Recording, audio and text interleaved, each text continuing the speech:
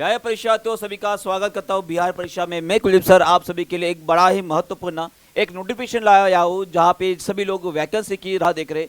जिस तरह से बिहार में पुलिस भर्ती हुई है भाई साहब, बाकी भी स्वास्थ्य विभाग में भी जैसे बोला गया था कि बहुत सारी वैकेंसी निकलने वाली, तो उसी के एक पद पर, उसी के एक राह पर एक नोटिफिकेशन जो आप सभी के लिए एक थोड़ी सी राहत दिलाएगा, जिनको भाई साहब इस वैकेंसी की राह देती, जिनको प्रयोगशाला सहायक पदों की राह जो राह देख रहे थे, उन सभी के लिए खुशखबरी है। ये विज्ञापन आ चुका है, जहां पर जो इंपॉर्टेंट बातें हैं मैं उसी के साथ साथ जो सिलेबस है, उसके बाद उम्र क्या रहेगी, उसी तरह से उसके बाद सिलेबस के साथ साथ इसमें योग्यता क्या रहेगी, और उसी के साथ साथ इसमें कितनी आरक्षण में कितनी वैकेंसीज निकली है, वो सभी बातें आपके साथ शेयर करना चाहूंगा। सभी लोग आखिर तक बने रहेगा, ठीक है। तो सबसे पहले जो है आप ये बताना चाहूंगा कि बिहार कर्मचारी आयोग द्वारा जो प्रयोगशाला सहायक के पदों की जो नियुक्ति की विज्ञापन है वो आ चुकी है, जहां पर कुछ बातें, जहां सबसे महत्वपूर्ण बात जो है तो ऑनलाइन रजिस्ट्रेशन की डेट यहां पर दी गई। अगर आप यहां पे देख पा रहे होंगे तो सभी को मैं बताना चाहूंगा कि यहां पे ऑनलाइन रजिस्ट्रेशन की डेट जो है ये 15 मई 2025 से शुरू होकर लगभग 14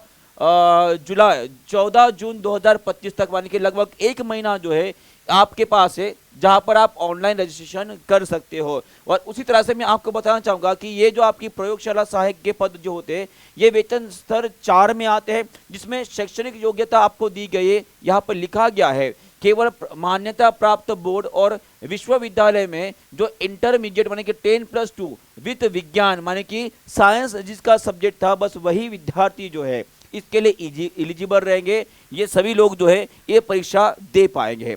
उसके बाद बात करते हैं कि कुल कितने पद है जहां पर आप जो है अभियाचना कर सकते हो। तो यहाँ पे मैं आपको बताना चाहूंगा कि कुल लगभग 143 जो पद है उसके लिए वैकेंसी निकली है। वहां पे भी आरक्षण के साथ साथ सभी की अलग अलग दी गई, जिसमें सबसे ज्यादा आपको अनारक्षित विभाग में लगभग 56 वैकेंसीज नजर आ रही है। और उसी तरह से महिलाओं को भी आरक्षण जो 35% दिया गया है, उसके हिसाब से भी लगभग जो 48 वैकेंसीज है 143 में से 143 वैकेंसी में से लगभग 48 जो वैकेंसीज है वो महिलाओं को दी गई है। तो सभी को ये खुशी की बात है। तो उसी की तरह से अगर और आगे बढ़ते हैं तो यहाँ पे कुछ और बातें मैं आपको बताना चाहूंगा, जहाँ पे उम्र सीमा दिए।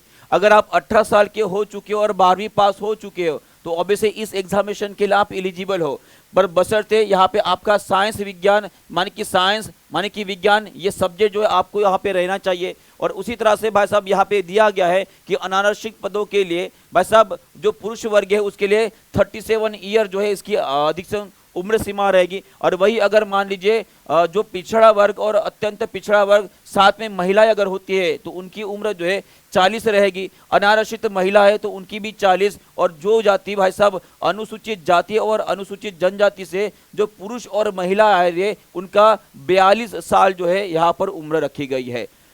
और उसी तरह से जो सभी कोटि के दिव्यांग अभ्यर्थी रहेंगे उनको लगभग इन सभी कोटि के ऊपर लगभग 10 वर्ष की छूट दी गई है, माने कि वो और भी लगभग 50 साल की उम्र तक जो है वो अपनी अभियाचना दायर कर सकते हैं। ठीक है, तो ये इंपॉर्टेंट न्यूज हो गई, ये इंपॉर्टेंट एक हो गया। और यहाँ पे ये दिया गया है, यहाँ पे ये दिया गया है। और कुछ बातें मैं आपके साथ शेयर करना चाहूंगा। ये आपकी परीक्षा होगी कैसी, ठीक है। तो यहाँ पे आपको ध्यान में रखना है कि ये वस्तुनिष्ठ माने कि आपकी MCQ बेस्ड एग्जामिनेशन रहने वाली है, MCQ बेस्ड एग्जामिनेशन रहने वाली है। यहाँ पे लगभग जो है आपको यहाँ पे दिया गया है कि कौन से सब्जेक्ट के कितने क्वेश्चन जो है आपको देखने को मिलने वाले हैं। तो यहाँ पे सामान्य अध्ययन के लगभग 35 क्वेश्चन जो है आपको देखने को मिलेंगे। उसके बाद विज्ञान में सबसे ज्यादा क्वेश्चन आपको देखने के वाले वो लगभग 75 क्वेश्चन यहाँ पे देखने को मिलेंगे। और जो मात्रात्मक योग्यता होती है, जो मानसिक क्षमता होती है, जिसे हम क्वांटिटेटिव